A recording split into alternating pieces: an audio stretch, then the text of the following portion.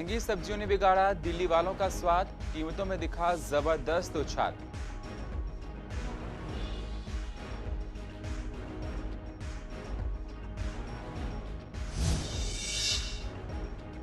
Unlock 4 में metro का परिचालन हो रहा है शुरू। कुछ लोग मेट्रो के परिचालन से हैं खुश, तो वहीं कुछ लोगों ने जताई है आपत्ति।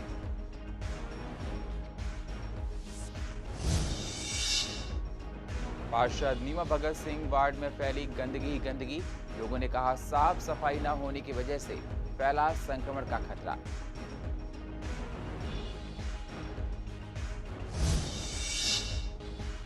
स्वच्छता रैंकिंग में खराब प्रदर्शन को लेकर लगाए जगह जगह पोस्टर्स, लिखा बीजेपी ने कटवाई दिल्ली वालों की नाक।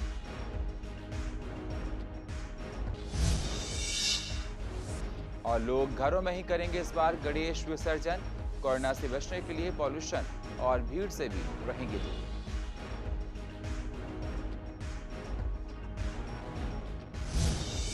नमस्कार, स्वागत है आप सभी का सीसीएन में। मैं हूं आपके साथ सुनील चौहान। अब होते हैं रूबरू पूर्व दिल्ली की अहम खबरों के साथ। देश भर में बारिश की वजह से सब्जियों के दामों में उछाल देखने को मिला है। कई जगहों पर फसल बर्बाद हो चुकी है, जिस कारण से सब्जियां बहुत महंगी हो गई हैं। सब्जी विक्रेताओं को भी सब्जियां महंगी मिल रही हैं। वहीं महंगाई की वजह से लोग सब्जियां कम खरीद रहे हैं। महिलाओं का कहना है कि महंगी सब्जियों ने उनके घर का बजट बिगाड़ दिया है।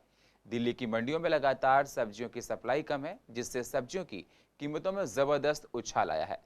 आलम यह हो गया है कि लोगों की थैलियों से ही सब्जियां कम हो गई हैं।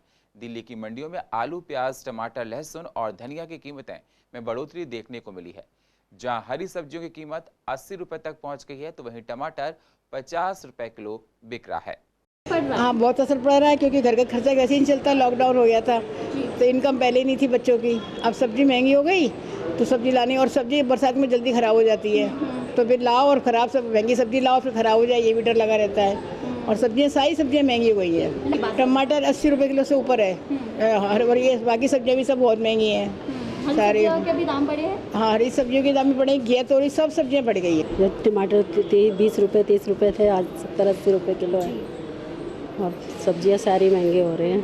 अब तो 250 ग्राम ही नहीं, 10 रुपये के ले आओ, इस्तेमाल कर लो। बहुत हो रही है परेशानी, तो काम भी नहीं है। जो क्या कहते हैं 10 रुपये किलो, इन दिनों 20 रुपये किलो, 15 रुपये किलो तोरी बिकती थी, आज 40-50 बिक रही है। बहुत हो रहा है, पता भी नहीं चल रहा है। ऐसे लोग कोरोना की वजह से ना, एक तो इतनी हर चीज़ महंगी हो रही है, इंसान के पास पैसे भी नहीं हैं। बहुत मतलब प्रॉब्लम में सभी कोई चल रहे हैं। सब्जी का तो रेट अभी बहुत हाई, 30 रुपया किलो आलू हो गया है, 20-25 प्याज हो गए, टमाटर भी हो गए 60-70 रुपया किलो। हरी मिर्च भी वैसे ही चल रही है, 80 रुपया किलो, 100 रुपया किलो तो परवल है, गोभी है। सितंबर से मेट्रो का परिचालन शुरू हो रहा है। तमाम नियमों के साथ इस बार मेट्रो का परिचालन शुरू होने जा रहा है। बावजूद इसके कई लोग मेट्रो चलने के पक्ष में नजर नहीं आ रहे हैं। लोगों का कहना है कि जब तक संक्रमण की रफ्तार कम नहीं होती है, ऐसे में मेट्रो चलाना ठीक नहीं है। मेट्रो को चलाने के लिए केंद्र को अभी और इंतजार करना चाहिए था। हालांकि कुछ लोग ऐसे भी हैं जिन्हें मेट्रो चलने का बेसब्री से इंतजार है। लोगों का ये भी कहना है कि बसों के इंतजार के लिए स्टैंड पर घंटों खड़ा रहना पड़ता है। ऐसे में मेट्रो के चलने से लोगों को आने जाने में काफी राहत पहुंचेगी। हाँ, राहत भरी सांस तो है और चालू भी होनी चाहिए। जैसे लोगों को दिक्कत का सामना करना पड़ रहा है, जैसे जॉब्स हैं लोगों की, इस वजह से कईयों की जॉब्स भी छूट गई है और कईयों को दिक्कतों का सामना करना पड़ा है। जैसे बसें हैं, बसों में ज़्यादा वो गैदरिंग ज़्यादा हो जाती है और मतलब ट्रैवल नहीं कर पाते और सोशल डिस्टेंसिंग नहीं हो पाती, तो इसलिए मेट्रो को खुलना ज़रूरी है। सर गाइडलाइंस के तौर पे अगर हम रूल्स फॉलो करेंगे तो उसके हम मतलब बच सकते हैं। अगर लोग डिस्टेंसिंग रखें और जो फॉलो करें तो उससे बचा जा सकता है। ये है, अब काम भी ज़रूरी है लोगों, क्योंकि काम कोरोना ने बिल्कुल ख़त्म कर दिया लोगों का। कईयों की जॉब छूट गई, बेचारे पहले घर से कर रहे थे और कईयों को तो अब निकाल दिया जॉब से। क्या मेट्रो के अंदर फॉलो करेंगे सारे रूल रेगुलेशन? कहाँ कर पाएंगे? नीचे क्या पता है 100 लोग हैं या 200 लोग हैं, एक बोगी के अंदर 20 लोग हैं, 30 लोग हैं, किसी को क्या पता। नहीं, मेट्रो नहीं खुलनी चाहिए। कोविड-19 को देखते हुए आप देखिए, पहले केसों में और अब के केसों में बढ़ावट बढ़ती जा रही है, कम नहीं हो रहा। नौटंकी दिल्ली की सरकार करने में कामयाब है। फुल रेगुलेशन रूल मानने में नाकामी दिखा रही हैं। कहीं भी आप बता दीजिए दिल्ली की सरकार जनता की किस हित के लिए कार्य करती है। अब नौकरी पेशा लोग कहते हैं, देखिए घर से काम करने वाले कर रहे हैं, लोग हल्के फुल्के ठीक है जा रहे हैं, सोशल डिस्टेंसिंग को भी देखते हुए पालन करना चाहिए इन लोगों को, पर वो लोग करने अगर नौकरी छूटती है युवाओं की तो नेचुरली बात है, अभी दिल्ली सरकार और केंद्र सरकार ने निकाला भी है योजना, तो उसको भी देखना चाहिए ना। आप गाइडेंस तो पालन करो, गाइडेंस पालन कहाँ कर रहे हो। सावधानी हटी, दुर्घटना घटी, क्योंकि इतना एकदम बढ़ने केस हो गए, जहाँ 650 से वहाँ 1800 केस बढ़ते जा रहे हैं, तो उसके लिए हमको पूरी गाइडलाइन और पूरा 100 जो है मेट्रो के अंदर पूरी भर के अगर जाएंगे तो उससे तो पूरा विस्फोट हो जाएगा, कोरोना विस्फोट हो जाएगा। इसलिए रात भर इसलिए क्योंकि जो आदमी नहीं जा पा रहे थे, जो सर्विस के लोग हैं, व्यापारी लोग हैं, जिनके उद्योग हैं, वो नहीं जा पा रहे थे, कईयों की सर्विसें छूट गई, नौकरी छूट गई, कुछ लोग घर पे बैठे हैं, कब तक बैठ के करेंगे, ऑफिस का काम ऑफिस में ही होता है, और उस वजह से कुछ लोगों को राहत मिली है, ऐसी बात नहीं। कुछ लोग सोच रहे हैं कि इच्छे हमको जाएंगे, ऑफिस जाएंगे, दुकान जा सकेंगे, लघु उद्योग वाले अपनी फैक्ट्री में जा सकेंगे, तो राहत की खबर है, लेकिन सावधानी के साथ, गाइडलाइन के साथ। पूर्व दिल्ली के गीता कॉलोनी के 16 ब्लॉक में गंदगी का अंबार लगा रहता है, जहां एक तरफ देश में हजारों की तादाद में कोरोना के मरीज रोज बढ़ रहे हैं, तो वहीं साफ सफाई न होने की वजह से इसके संक्रमण की रफ्तार और बढ़ जाती है। कोरोना वायरस रोकथाम और बचाव के लिए एक तरफ तो सरकारें रोज हिदायत दे रही हैं और अपील की जा रही है कि लोग स्वच्छता और साफ सफाई पर विशेष ध्यान दें, तो वहीं निगम की साफ सफाई के प्रति कोई रुचि नहीं है।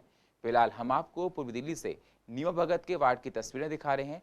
यहाँ गीता कॉलोनी के 16 ब्लॉक की है, जहाँ सड़क किनारे गंदगी का ढेर लगा हुआ है। वहीं लोगों का ये कहना है कि निगम को यहाँ पर कूड़े की गाड़ी खड़ी करनी चाहिए, जिससे लोग गाड़ी में ही कूड़ा फेंकें और बीमारियों को फैलने से बचा सकें।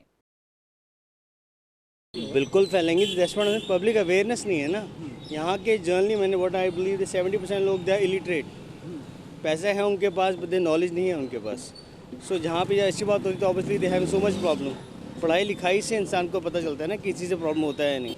कूड़ा उठता है, लेकिन जब तक ये इतना ढेर हो जाता है तब तक तो ये पता नहीं कितना वो हो जाएगा। अगर बारिश आ गई है तो वो एकदम तो उठाने आएंगे नहीं, नेक्स्ट डे आएंगे, तो इतने में उसमें जो वाटर भर जाता है तो वो तो स्मेल देगा ही देगा। तो वाकई सही बात है, कई बार कह चुके हैं, लेकिन लोग नहीं मानते। या तो प्रॉपर इनकी यहाँ को गाड़ी का इंतजाम किया जाए, जो भी आए गाड़ी में डाल दे, गाड़ी लोड खड़ी हो, अपने ड्राइवर ले जाए, चाहे बारिश आए या कुछ भी आए, उसे कोई दिक्कत नहीं आएगी। 12 महीने पड़ा रहता कूड़ा यहाँ, लोग फेंके जाते हैं, स्कूटी पे आते हैं, थैला उठा के फेंक देते। सफाई नहीं होती इधर। सफाई जब होती है, कभी 4 दिन में, 2 दिन में गाड़ी आती है, पड़ा रहता है कूड़ा। गाड़ी सिर्फ 5 मिनट रुकती है और उससे गाड़ी चली जाती है। गाड़ी कम से कम 10 मिनट तो रुके, 15 मिनट तो रुके। ये लोग अगर बाहर रहते हैं, कूड़ा फेंके वो। इसकी वजह से सभी को दिक्कत उठानी पड़ती है। आदमी वहाँ चलने की बजाय इधर बच के जाता है, तो दिक्कत ही तो है। और क्या है, अब गाड़ी वालों को तो क्या है, देख लिया तो उठा लिया। बारिश के बाद क्या होता है? बारिश के बाद तो सर निकला भी नहीं जाता और ज़्यादा बदबू होती है, क्योंकि पानी आता है उधर से इधर आता है तो बदबू आती है, आदमी रपट के गिर भी जाते हैं। यहाँ कूड़ा कभी उठता है कभी नहीं उठता। और ये ट्रांसफार्मर के पीछे ना लोग वॉशरूम करके जाते हैं पूरे दिन। मतलब कोई भी आगे मना करते रहो, कोई सुनता ही नहीं। हाँ, बारिश से बहुत बदबू आती है, खड़ा नहीं होया जाता। पूर्व दिल्ली में आम आदमी पार्टी के निगम के स्वच्छता रैंकिंग में खराब प्रदर्शन को लेकर जगह जगह पोस्टर लगाए गए हैं और उसमें लिखा है कि भाजपा ने दिल्ली वालों की नाक कटवा दी है। आपको बता दें, 47 शहरों के स्वच्छता सर्वेक्षण में पूर्व दिल्ली के 40वां स्थान प्राप्त हुआ था, जिसको लेकर अब आम आदमी पार्टी लगातार बीजेपी शासित नगर निगम पर निशाना साध रही है। आप पार्टी का कहना है कि लॉकडाउन में भी जब देश में सब कुछ बंद पड़ा था, तभी निगम के कर्मचारी काम पर आ रहे थे। ऐसे में दिल्ली का स्वच्छता के मामले में पीछे क्यों? देखिए, सबको पता है कि पिछले 3 महीने लॉकडाउन रहा है और लॉकडाउन में ना लोगों का कूड़ा निकला, ना कुछ हुआ, और हमारे सारे कर्मचारी काम पे आए हैं, सारे टीपर काम पे आए हैं।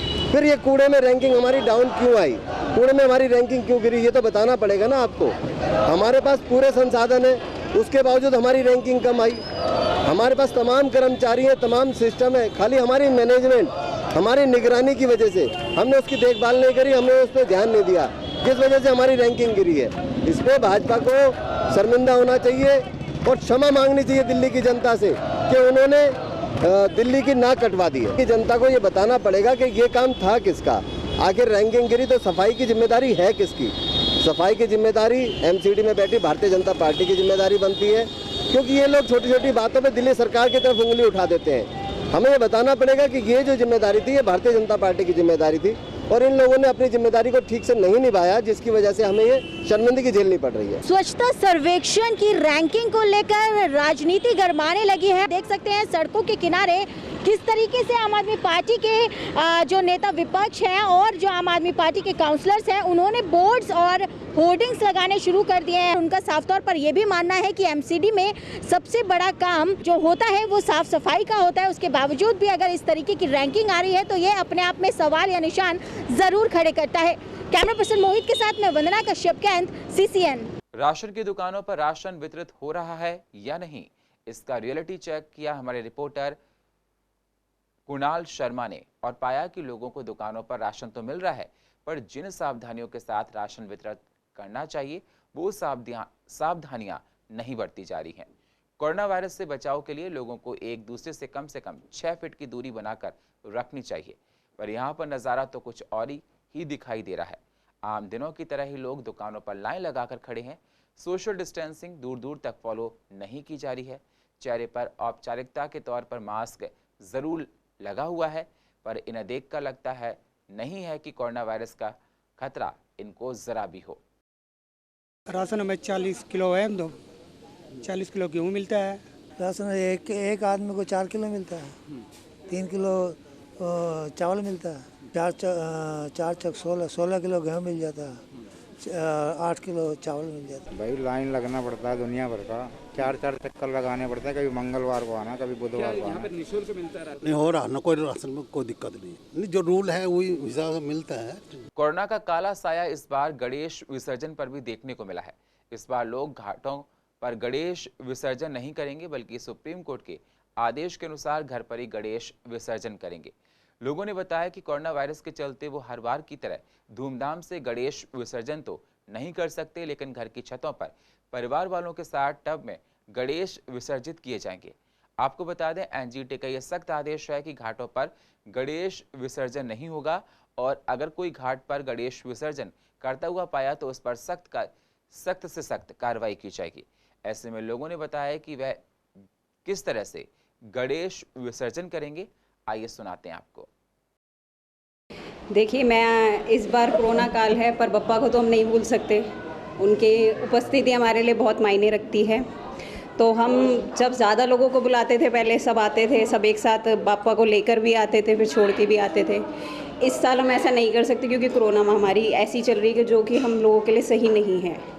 तो इस बार हम लोगों का विचार यही है कि हम लोग ने बप्पा को लाए हैं, पर हम बप्पा को अपने घर में ही विसर्जन करेंगे। एक बड़ा टब लेकर उसमें पानी करके उसमें उनका विसर्जन करेंगे, ताकि से एक तरह से एक तो पॉल्यूशन भी नहीं होगा और बप्पा को अच्छे से विसर्जन भी हो जाएगा और उस मिट्टी को हम अपने प्लांटेशन में भी यूज़ कर सकते हैं। इस बार इको फ्रेंडली सबसे बेस्ट ऑप्शन है, क्योंकि कोरोना के चलते डिस्टेंस मेंटेन करना बहुत ज़रूरी है, नहीं तो फिर ये जितना फैल रहा है और ज़्यादा फैल सकता है। नहीं, हमारे घर पे तो हम लोग सिर्फ फैमिली मेम्बर्स ही इन्वॉल्व हैं पूजा में, सिर्फ वो लोग ही कर रहे हैं और किसी को बुलाया नहीं गया बाहर से। विसर्जन भी हम कहीं बाहर जाके नहीं करने वाले, घर पर ही छत पर पानी में एक टब में डालकर करने वाले हैं।